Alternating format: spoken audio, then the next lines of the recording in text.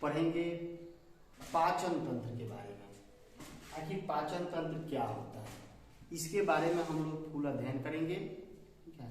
और जो परीक्षा में, जो कॉम्पिटिटिव एग्जामों में या जो भी एग्जाम है, जो परीक्षाएं होती हैं, उसमें जो क्वेश्चन पूछी जाती हैं, उन सभी इंपॉर्टेंट प्रश्नों को आज हम लोग अध्ययन करेंगे। और इस हिसाब से अध्ययन करेंगे ताकि जो भी परीक्षा में क्वेश्चन पूछा जाए, ठीक है, यहां से सॉल्व हो। तो हम लोग पहले देखेंगे पाचन तंत्र के बारे में। पाचन तंत्र आखिर क्या है? देखिए, जिन जो हमारे शरीर के जो ग्रंथियां या जो अंग भोजन को पचाने में सहायता करता है, उसको हम लोग पाचन तंत्र कहते हैं। यानी कि हमारे शरीर के जो ग्रंथियां हैं, जो भोजन के पाचन में सहायक होता है, उसे हम लोग पाचन तंत्र कहते हैं। और इन पाचन तंत्रों को हम लोग दो भाग में डिवाइड करके पढ़ते हैं। एक को हम लोग बोलते हैं आहार नाल और दूसरा को बोलते हैं पाचन ग्रंथियां। अब आहार नाल में कौन होता है? जिन माध्यमों से भोजन गुजरता है उसे हम लोग आहार नाल कहते हैं। और पाचन ग्रंथियां वो हैं कि जो भोजन को, उसमें भोजन नहीं जाता लेकिन वह भोजन को पचने में सहायक होते हैं। यानी कि भोजन को पचाने के लिए सहायता करते हैं, जो भोजन को पचाने में सहायक होते हैं, जिसको हम लोग हेल्पर कहते हैं या हेल्प करते हैं। भोजन जो है, जो भी पचता है, वो इनकी सहायता से पचता है, ठीक, उसे हम लोग पाचन ग्रंथियां कहते हैं। और हम लोग बारी बारी से दोनों को पढ़ेंगे। पहले आहार नाल के बारे में हम लोग पढ़ेंगे और तब हम लोग पाचन ग्रंथियां के बारे में पढ़ेंगे। तो देखिए, आहार नाल कौन होता है?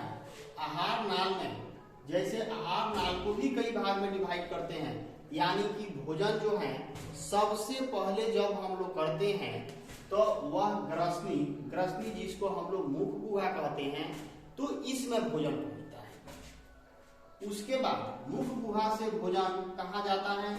ग्रस नली में जाता है। और ग्रस नली के बाद, अब ग्रस नली ये कहाँ होता है? तो मुंह के, जो हम लोग का ये मुंह है, ये मुंह के अंदर वाला ये जो भाग है, ठीक है, जो भोजन को अमाशय में पहुंचाने का काम करता है, उसे हम लोग ग्रस नली कहते हैं। और ग्रस नली के बाद का जो भाग होता है जिसमें भोजन पहुंचता है, वह कहाँ जाता है?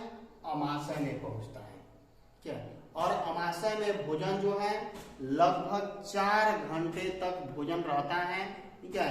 और भोजन जो है पचने का काम होता है, जो 4 घंटे तक भोजन रहता है।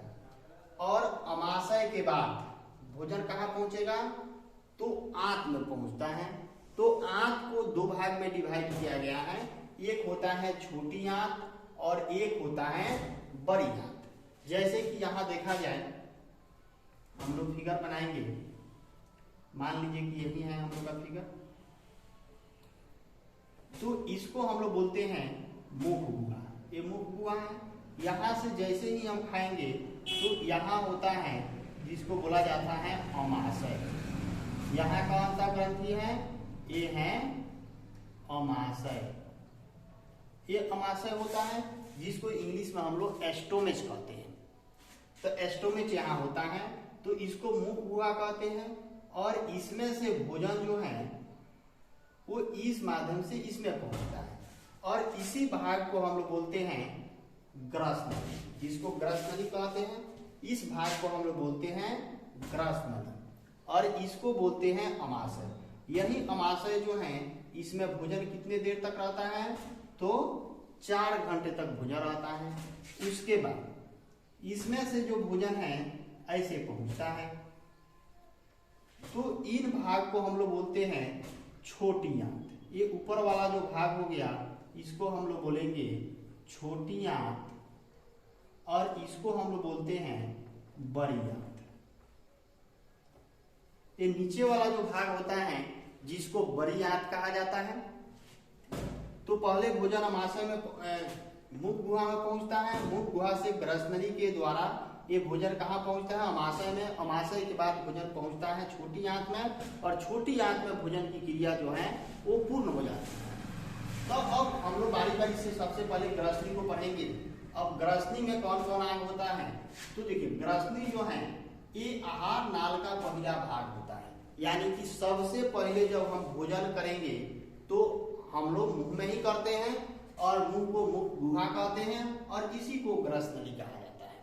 ठीक, यानी कि सबसे पहले भोजन हम लोग कहाँ करेंगे, तो ग्रसनी में करते हैं, यानी कि ग्रसनी यानी कि मुख गुहा, और यह आहार नाल का पहला भाग होता है। परीक्षा में पूछेगा कि आहार नाल का पहला भाग कौन सा है, तो हम लोग बताएंगे मुख गुहा या उसी को ग्रसनी कहेंगे। देखिए ग्रसनी और ग्रसनली में अंतर है। ये है ग्रसनी, मुख वाला जो भाग है ये ग्रसनी है, और उसके बाद वाला भाग ग्रसनली होता है।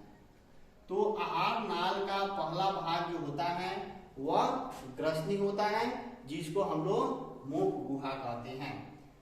भोजन का पाचन शुरू, यानी कि परीक्षा में ये पूछेगा कि भोजन का पाचन कहाँ से शुरू होता है, तो भोजन का पाचन कहाँ से शुरू होगा, तो मुख गुहा से शुरू होता है, क्योंकि जो हम लोग भोजन करते हैं उसको चबाते हैं, और चबा चबा करके उसका हम लोग पाचन करते हैं। यानी कि भोजन का पाचन कहाँ से शुरू हुआ, तो मुंह से ही शुरू होता है, और मुंह से शुरू होता है। और मुंह में देखिए कई पाया जाता है आम, जैसे मुंह में जीभ होता है और दांत होता है। तो सबसे पहले मुख गुहा में जो भी हमारे अंग है उसके बारे में हम लोग डीपली अध्ययन करेंगे। यानी कि जीभ, देखिए जीभ और दांत होते हैं, मुंह में क्या होते हैं, जीभ और दांत पाए जाते हैं। जीभ पर छोटे छोटे अंकुर पाए जाते हैं, जिसे स्वाद कलिकाएं कहा जाता है। यानी कि जीभ के ऊपर जब देखिएगा तो एकदम छोटा छोटा छोटा छोटा ऐसे पाया जाएगा।